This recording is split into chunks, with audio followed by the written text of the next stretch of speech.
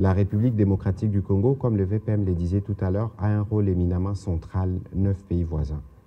Autant on appartient à la communauté économique des États de l'Afrique centrale, à la SADC, autant nous appartenons à l'EAC. Il y a des raisons qui ont été expliquées ici. Comme je l'ai dit, nous comprenons la colère et la frustration de nos populations qui payent le prix de la violence. Je pense que de ces points de vue, nous sommes sur une même longueur d'onde avec notre population.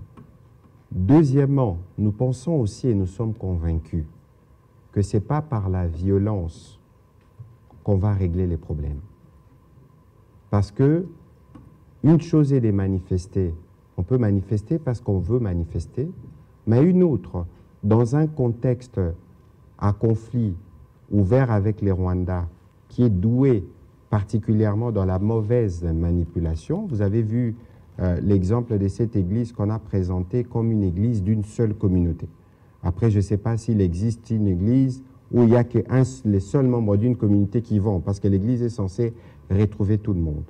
Lorsque nous agissons de cette manière, nous prêtons les flancs, nous ouvrons les champs à des choses qui peuvent devenir plus compliquées. Aujourd'hui, le peuple congolais veut une chose, la paix. Et c'est pour cette paix que nous nous sommes déployés sur plusieurs fronts. On a parlé du front diplomatique dont on parle, du front médiatique, du front judiciaire, parce que tout ce qui s'est fait là, les gens doivent payer pour ce qu'ils font, et du front militaire. Et donc, c'est dans ces cadres-là que nous travaillons à apporter la solution, qui est la paix.